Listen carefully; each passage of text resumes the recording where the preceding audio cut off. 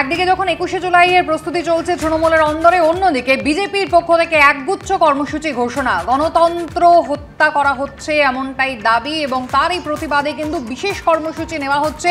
রাজ্যের বিরোধী দলনেতা শুভেন্দু অধিকারী তিনি ঘোষণা করেছেন। অন্যদিকে আজ থেকে নতুন একটি পোর্টাল চালু হচ্ছে। যারা ভোট দিতে পারেননি লোকসভা নির্বাচনে এবং এই ৪টি বিধানসভা উপনির্বাচনে তারা সেখানে অভিযোগ দায়ের করতে পারবেন। অর্থাৎ একেবারে আটঘাট বেঁধে নামছে বিজেপি। কিন্তু অন্যদিকে দুষ্কৃতী তাণ্ডব তো চলেই চলেছে। জেসিবির পর জয়ন্ত সিং এর পর এবার নতুন নাম অভিজিৎ মণ্ডল এবং সেখানে পুলিশের ভূমিকা নিয়ে কিন্তু উঠছে একাধিক প্রশ্ন। আলোচনা করব যারা রয়েছেন, প্রথমেই পরিচয় করিয়ে দেবো। সুমিত চট্টোপাধ্যায় রয়েছেন অর্চনা মজুমদার, সুব্রত দত্ত এবং প্রাক্তন পুলিশ কর্তা সলিল ভট্টাচার্য। সবাইকে স্বাগত জানাই আলোচনা। শুরুতেই আপনাদের দেখাবো লোকসভা ভোটে ধাক্কা খাওয়ার পর ৪ বিধানসভা কেন্দ্রের উপনির্বাচনে বিজেপির ঝুলি শূন্য। এই অবস্থায় রাজভবনের সামনে ধর্ণা কর্মসূচি থেকে পথে নামার ডাক দিলেন শুভেন্দু অধিকারী। ২১শে জুলাই তৃণমূলের মেগা কর্মসূচি শহীদ দিবসের পাল্টা ওই দিনই গণতন্ত্র হত্যা দিবস পালন করবে বিজেপি। রাজ্যের সব থানায় ডেপুটেশন দেওয়া হবে। ১৮ই জুলাই নন্দীগ্রামে মিছিল ও ২২শে জুলাই সিএসসি অফিস ঘেরাও কর্মসূচির কথা ঘোষণাও করছেন শুভেন্দু অধিকারী। এবারের বাই ইলেকশনে ২ লক্ষের বেশি ভোটারকে ভোট দিতে দেওয়া হয়নি। এবারের বাই ইলেকশন এবং লোকসভা ভোটে যে ভোটাররা ভোট দিতে পারেননি তাদের নিয়ে আন্দোলন সংগঠিত করব এই রাজ্যে। আমি আগামীকাল এলওপির একটা পোর্টাল চালু করব, আপনি নাম রেজিস্ট্রেশন করবেন। আগামী 19 তারিখ থেকে রানাঘাট দক্ষিণ রায়গঞ্জে যে ভোটাররা ভোট দিতে পারেননি, যাদের বাড়ি ভোটের দিন আগের দিন আক্রান্ত হয়েছে, তাদের কাছে বিরোধী দলনেতা পৌঁছাবে। আমি 18 তারিখ আমার নির্বাচন কেন্দ্রে নন্দীগ্রামে জনবিরোধী সিদ্ধান্ত গত ৩ সপ্তাহে এই সরকার যা যা নিয়েছে তার বিরুদ্ধে পথে নেমে একটা মিছিল করছি। আগামী 22 তারিখে 400 কোটি টাকা চাঁদা দেওয়া সিএসসি অফিস ঘেরাও করতে নামছি আমি কলকাতায়। সারা ভারতবর্ষের গণতন্ত্রে শেষ করে দিয়ে এখন গণতন্ত্র, বাংলায় গণতন্ত্র আছে, বুলডোজার বাবার ওখানে নেই। 4টে হেরেছে, তাদের জেতা আসন 3টে তার মধ্যে হেরেছে। কোথায় মুখ লোকাবে বিজেপি নেতারা, কোথায় মুখ লোকাবে? এক কান কাটা হলে একটু লজ্জা পায়, 2 কান কাটা রাস্তার মাঝখান দিয়ে হাঁটছে। অর্চনাদিকে দিয়ে আলোচনা শুরু করবো। অর্চনাদি, একেবারে ভোট পরবর্তী হিংসায় যারা দীর্ণ হয়েছেন তাদেরকে নিয়ে রাজভবনের বাইরে কর্মসূচি আমরা দেখলাম। শুভেন্দু অধিকারী তিনি বলছেন এই যে 4টি বিধানসভা উপনির্বাচন হলো, 2 লক্ষ মানুষ যারা ভোট দিতে পারেননি তাদেরকে নিয়ে পরবর্তী কর্মসূচির কথা বলছেন, এই কমপ্লেন পোর্টালে লঞ্চ করার কথা বলছেন। কিন্তু এখানে প্রশ্নটা হচ্ছে যে সেন্ট্রাল ফোর্স যার ওপরে আস্থা বরাবর বিজেপির, সেই সেন্ট্রাল ফোর্সকে দিয়ে নির্বাচন হলো, এই বাই ইলেকশনটাও সেন্ট্রাল ফোর্সকে দিয়ে হলো। শুধু তাই নয়, লোকসভা নির্বাচন 7টা দফায় হলো। বিজেপি সেটাই তো চেয়েছিল, বেশি দফায় নির্বাচন হোক। কেন্দ্রীয় স্বরাষ্ট্রমন্ত্রী অমিত শাহ তিনি বলেছিলেন যে যেভাবে বেশি দফায় ভোট হচ্ছে, কেন্দ্রীয় সেন্ট্রাল ফোর্সকে দিয়ে ভোট হচ্ছে, তাতে শান্তিপূর্ণভাবে ভালোভাবে মানুষজন ভোট দিতে পারবেন। শুধু ফলাফলটা পছন্দ মতো হলো না বলেই এবার আন্দোলনের পথে। দেখুন, অনেকগুলো প্রশ্ন আপনি ছুড়ে দিয়েছেন। প্রথমটা হলো কেন্দ্রীয় সরকারকে যে নির্বাচন কমিশন আজিজ আফতাব, তিনি তৃণমূলের আজ্ঞাবহ হয়ে যেভাবে এই রাজ্যে সেন্ট্রাল ফোর্সকে রীতিমতো বসিয়ে রেখেছেন, তাদের কাজ করতে দেওয়া হয়নি এবং তারাও রিলাক্টেন্ট মুডে ছিল, তারা সেইভাবে ফিল্ডে যেতে পারেনি, এটা ঘটনা। তা সত্ত্বেও আমাদের ভোট কিন্তু কমেনি। আর দ্বিতীয় জায়গা যেটা, আপনি নির্বাচনে দেখুন যে কেন্দ্র যেমন রানাঘাট, আমরা প্রায় 40,000-এর বেশি মার্জিনে জিতেছিলাম, সেখানে আমরা আবার 50,000 পিছিয়ে গেলাম। অর্থাৎ কিনা 1 মাসের মধ্যে মানুষ 1 লক্ষ মানুষ বিরুদ্ধে ঘুরে গেল। এটা কি সম্ভব? বাস্তবে হয়নি। অর্থাৎ কিনা ভোট দিতে না দেওয়া শুধু নয়, আপনার ভোটে ছাপ্পা রিগিং এর পরিমাণ 1 লক্ষ ভোটের মার্জিনে ফারাক করতে সম্ভব। এই রাজ্যে সবকিছু হয়, ভোট হয় না, গণতান্ত্রিক অধিকার প্রয়োগ হয় না, বাকি সবকিছু হয়। বেশ, কিন্তু এখানে অর্চনা দিয়ে একটা প্রশ্ন আছে। যখন 1 মাস আগে 4 জুন যখন রেজাল্ট বেরোলো, যখন বাগদা দেখলেন, রায়গঞ্জ দেখলেন, রানাঘাট দক্ষিণ দেখলেন, তখন তো কোথাও বলেননি যে মানুষজন স্বতঃস্ফূর্তভাবে ভোট দিতে পারেননি, মানুষজন বেরোতে পারেননি বাড়ি থেকে, কত কত মানুষ যারা ভোট দিতে পারেননি আসুন আমাদের পোর্টালে কমপ্লেন করুন। তাহলে আজকে যখন ফলটা আপনাদের একেবারে উল্টে গেল তখন আপনাদের মনে হচ্ছে যে মানুষজন ভোট দিতে পারেন? এটা সম্পূর্ণ ঠিক বলেননি, এটা খানিকটা কিছুটা তো আছেই, যে সদ্য ভোটে একটা আমাদের এক্সপেকটেশনের অনেক তলায় নেমেছে, যদিও মানুষ ভোট দিয়েছে, আমাদের নিজস্ব আত্মকেন্দ্রিক সমালোচনা এইসব জিনিসগুলো ছিল।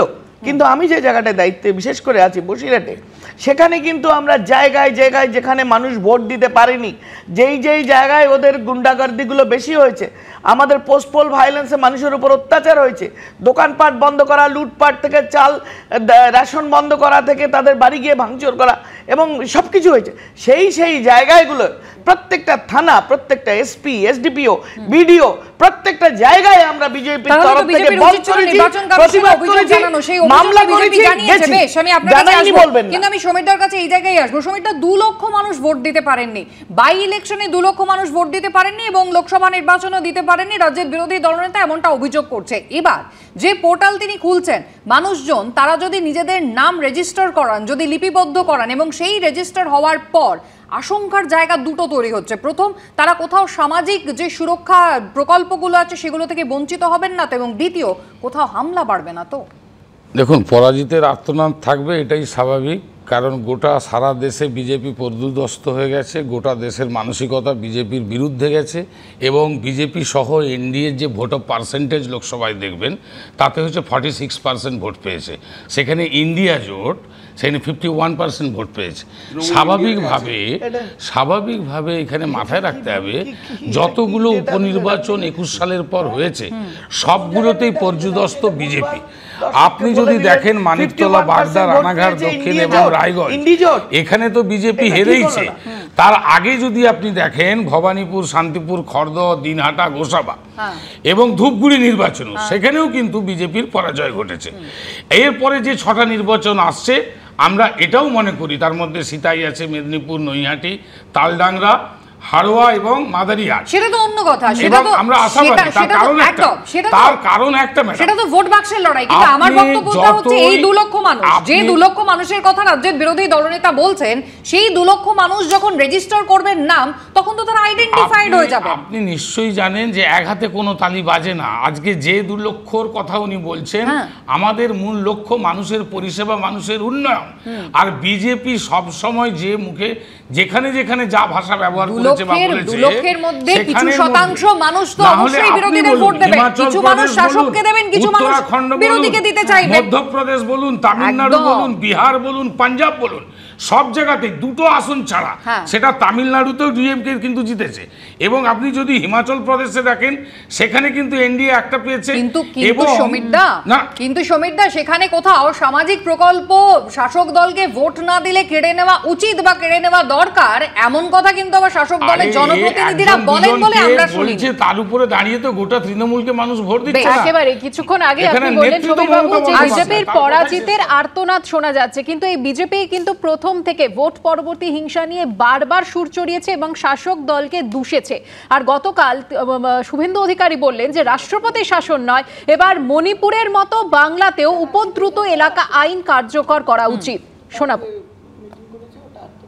8 জন এমপি আমরা প্রধানমন্ত্রীর কাছে 5 মিনিট টাইম চেয়েছি, সই করে বাংলার 8 জন বিজেপি এমপি, অভিজিৎ গাঙ্গুলি মহোদয় বলেছেন আমাকে, তিনি অর্গানাইজ করছেন, তিনি প্রধানমন্ত্রীজির কাছে যাবেন প্রধানমন্ত্রীর দেওয়া টাইমে, আর বলবেন পশ্চিমবঙ্গে যা চলছে আমরা রাষ্ট্রপতি শাসন চাই না, আমরা চাই উপদ্রুত এরিয়া আইন কার্যকর হোক, এখানে ডিস্টার্ব এরিয়া অ্যাক্ট কার্যকর হোক এবং ভাইপো জেলে যাক, এটাই আমাদের সকলের দাবি, আমাদের আবেদন। এক সময় শুনতাম সরকার ফেলে দেবো, 356 জারি হয়ে যাবে রাষ্ট্রপতি শাসন, তারপর হলো 355 জারি করুন, এখন বলছে উপদ্রুত আইন। মানে যাদের সংগঠন নেই, লোক নেই, গোষ্ঠীদ্বন্দ্বে দীর্ণ, ভোটাররা তার যাদের ভোট দেন না, বাংলার মানুষ পছন্দ করেন না, তার থেকে নজর ঘোরাতে এই ধরনের কথাবার্তা তারা বলেন। Subrata, the disturbed area act কোথাও মণিপুরের সঙ্গে এখন বাংলাতেও যাতে এই অ্যাক্ট চালু করা যায়, রাজ্যের বিরোধী দলনেতা সেই আবেদন জানাচ্ছেন, কিন্তু মণিপুর আর বাংলা কোথাও কি এক করে ফেলা যায়? যে মণিপুর নিয়ে বারবার বিরোধীরা সরব হয়েছে যে কেন প্রধানমন্ত্রী যাননি, কেন কেন্দ্রীয় স্বরাষ্ট্রমন্ত্রী একবারও যাননি, সেই মণিপুরের অ্যাক্ট এবার এ রাজ্যে চালু করতে চাইছেন শুভেন্দু অধিকারী। আসলে শুভেন্দুবাবুর কথায় এত হতাশা ভয়ঙ্কর। ওনার যত রাগ প্রধানমন্ত্রীর ওপর এবং অমিত শাহর ওপর, সেটা উনি ঘুরপথে বলছেন। আচ্ছা, 2004 সালে পশ্চিমবাংলায় যখন ভোট হয়েছিল, পশ্চিমবাংলার সিইও যিনি ভোট চালান, তার ওপরে নির্বাচন কমিশন একজন আইএস অফিসারকে নিযুক্ত করে দিয়েছিলেন বাইরে থেকে, বিহার ক্যাডারের। তো ভোট যাতে ভালো হয় পশ্চিমবাংলায়, প্রশাসন যাতে শাসক দলের পক্ষে কাজ না করে, সেই কারণে সিইও চিরকালই পশ্চিমবাংলার আইএস ক্যাডার হন। তার উপরে মাথায় লোক বসিয়ে দেওয়া হয়েছিল 2004 সালে, আপনাদের নিশ্চয়ই মনে আছে। তো তাই যদি হয়, তো এবারে দেশের নির্বাচন কমিশন, যে নির্বাচন কমিশনকে অমিত শাহ এবং নরেন্দ্র মোদী চালান, তারা শুভেন্দু অধিকারীর কথায় এই আরিজ আফতাব, তো সবাই জানে আরিজ আফতাব কার লোক, তো তার মাথায় লোক বসাননি কেন? আরিজ আফতাব তো সেন্ট্রাল ফোর্সকে ইনঅ্যাক্টিভ করে রাখবে, এটা তো জানা কথা ছিল, তাহলে তার মাথায় লোক বসাননি কেন? আসলে এই ক্রাইটা হচ্ছে ওনার নরেন্দ্র মোদী এবং অমিত শাহর কাছে, যেটা স্যাটিসফাইড হচ্ছে না। উনি কি বললেন? ভাইপোকে গ্রেপ্তার করতে। আরে দাদা, এইসব কথা বলে লাভ কি আছে? যান না দিল্লিতে গিয়ে বলুন, যান না হোম মিনিস্ট্রির কাছে ডেপুটেশন দিন, যান না সিবিআই কেন কাজ করছে না, যান না ইডি কেন কাজ করছে না, যান না ইনকাম ট্যাক্স কেন কাজ করছে না, কেন কালীঘাট এসে ওখানে দাঁড়িয়ে থাকছে, হরিশ চ্যাটার্জি স্ট্রিট অব্দি যাচ্ছে না? দায় কার? দায় শুভেন্দু অধিকারীর। বিজেপি এবং তৃণমূলের এই ট্যাসিড অ্যালায়েন্স আর এখানে নাটক, শুভেন্দুবাবু অনেক হয়েছে, এনাফ ইজ এনাফ। ত্রিপুরায় ভয়ঙ্কর আক্রমণ করছে বিজেপি, আর পশ্চিমবাংলায় গণতন্ত্রের ক্রাই করছে, এটা চলতে পারে না। ফলে পশ্চিমবাংলার মানুষকে বুঝতে হবে তৃণমূলের মতো একটা খারাপ শক্তিকে রিপ্লেস করা বিজেপিকে দিয়ে সম্ভব না। তাহলে মণিপুরের যে অ্যাক্ট রয়েছে সেটা এই রাজ্যে কেন চালু করতে চাইছে? আমি না, আমাদের প্রতিবাদ গণতন্ত্র প্রতিষ্ঠার জন্য, আমাদের প্রতিবাদ যে উপদ্রুত প্রত্যেকটা প্রত্যন্ত পশ্চিমবঙ্গে যে অবস্থা, মানে মানুষের পেটের ভাত নেই, তাদের দোকান বন্ধ, তাদের অটো চালানো বন্ধ, তাদের পুকুরে মাছ তুলে নেওয়া হচ্ছে, তাদের রেশন কেড়ে নেওয়া হচ্ছে, তাদের হাতে পাতে ভাতে মারা হচ্ছে, তার বিরুদ্ধে আমাদের প্রতিবাদ। গণতন্ত্র শুধু ভোট দেওয়া নয়, মানুষকে তো বেঁচে থাকতে হবে, তাকে বিজেপি না করুক, পশ্চিমবঙ্গের ভোটার তো থাকতে হবে। তাদের যেভাবে ভোট দেওয়ার অপরাধে, এর বিরুদ্ধে আমরা রয়েছি। ভোট দেওয়ার অপরাধে সেটার জন্য ডিস্টার্ব এরিয়া অ্যাক্ট। আমি আমার সলিলার কাছে যাই, সিপিএম কি এই কথাগুলো আসন্ন পার্লামেন্টে বলতে পারবে ইন্ডিজোটের, যে বিজেপি কেন এই করছে না, অভিষেক ব্যানার্জিকে অ্যারেস্ট করছে না? তখন তো কানে কানে গিয়ে অভিষেক ব্যানার্জির সঙ্গে সীতারাম ইয়েচুরি কানে কানে ফিসফিস করবে। আমরা বলবো ত্রিপুরায় কেন আমাদের লোককে খুন করছে বিজেপি, আমরা এটা বলবো। আচ্ছা, disturb area act, disturb area act কি যেটা মণিপুরে লাগু আছে, এ রাজ্যে কেন সেটা লাগু করা প্রয়োজন বলে রাজ্যের বিরোধী দলনেতা মনে করছেন? এ রাজ্যের পরিস্থিতি, মণিপুরের পরিস্থিতি, যদিও কেন্দ্র বারবার দাবি করে মণিপুর শান্ত, কিন্তু বারবার আমরা সংবাদ মাধ্যমে দেখি মণিপুরে কিন্তু এখনো আগুন জ্বলছে। তাহলে এই দুটো রাজ্য কি সমান হয়ে যাচ্ছে সলিলদা? দেখো, এই যে তোমার ডিস্টার্বড এরিয়া বলে ডিক্লেয়ার করা, এখন কিন্তু পশ্চিমবাংলায় কিন্তু একটা দেখো, মানে শাসক দল, দেখো কালকে তুমি সেদিন গতকালই ইসলামপুরে যেরকমভাবে একটা ওপেন ডে লাইটে ইভিনিংয়ে একটা রেস্টুরেন্টের মধ্যে শ্যুট আউট হলো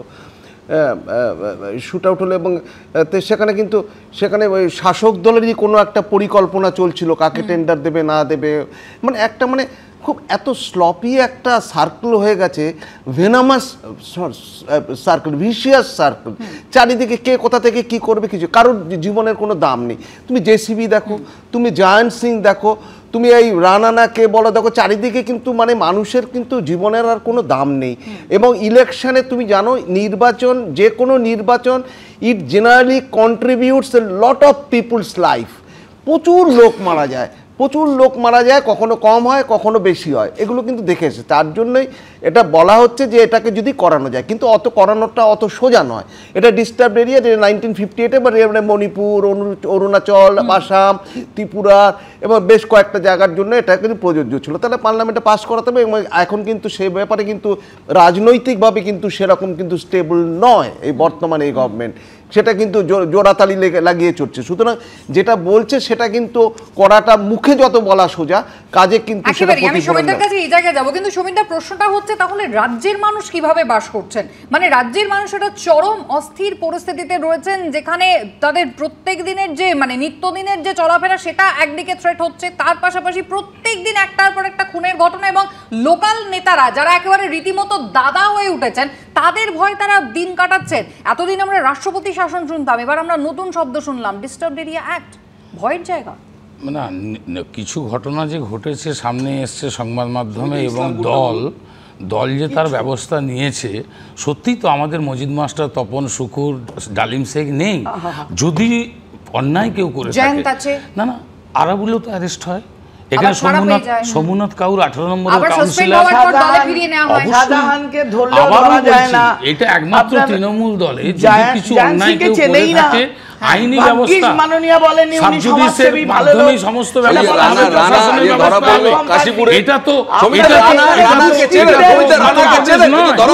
এখানে আমরা এনকাউন্টার পছন্দ করি না, এখানে প্রশাসনের আইনের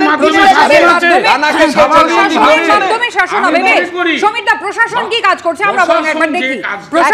ইসলামপুরের কথা উঠে আসছে, ইসলামপুরে কি ঘটনা ঘটেছে দেখাবো আপনাদের। তৃণমূল নেতা খুনের একদিন পরও গ্রেফতারি শূন্য। এলাকায় দেহ পৌঁছতেই গাড়ি ঘিরে বিক্ষোভ দেখালেন নিহতর পরিজনরা।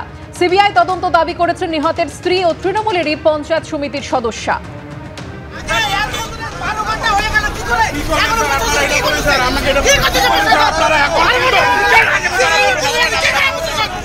মেহমুদ নামের একটা ছেলে ছিল, মেহমুদ বলে বলছিল, শুনছি যে গোরাম করে বলছে এখানে ঝামেলা হবে তুই যা, আগে থেকে বলে বলছে এখানে ঝামেলা হবে তুই যা, গোরাম করে বলছে। কি মনে হয় পরিকল্পিত ভাবে এটা করা হয়েছে, প্ল্যান করে? হ্যাঁ, প্ল্যান করে করছে। আমি চাই সিবিআই তদন্ত হোক। আমার সংসার নষ্ট করে দিল, আমার ছোট ছোট দুইটা বাচ্চা, একটা ছেলে একটা মেয়ে, আমাদের অনাথ হয়ে গেলাম আমরা। সুমিতা, অনেকটা সময় কিন্তু কেটে গেছে, ফুটেজ হাতে আছে, এখনো পর্যন্ত কেউ গ্রেফতার হয়নি। আপনি বিশ্বাস করুন কুসুমিতা, যতগুলো ঘটনা সামনে আপনারা দেখাচ্ছেন, সেটা আপনি বউবাজার থেকে শুরু করে যেখানে ঝাড়গ্রাম থেকে শুরু করে সব জায়গাতেই, ইভিন চোপড়া থেকে শুরু করে যা ঘটনাই ঘটছে, সমস্ত ঘটনা আমি আবারও বলছি, এই ঘটনাগুলোকে দেখিয়ে আমি আবারও বলছি একটা প্রশাসনকে এই প্রলম্বিত করার চেষ্টা হচ্ছে।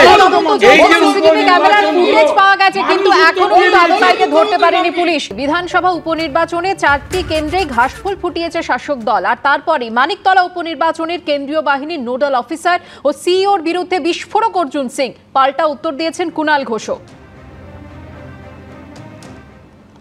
প্যারামিলিটারি যে নোডাল অফিসার এই বিনীত গোয়েল সঙ্গে বসে লালবাজার থেকে টাকা নিয়ে সে ভোটটা করিয়েছে। এখানকার সিও তো আমার কাছে ওয়েবকাস্ট এলো, আমি দেখালাম 4 জন ঘুরে ঘুরে ভোট দিচ্ছে। না তো এটা তো দেখছি না।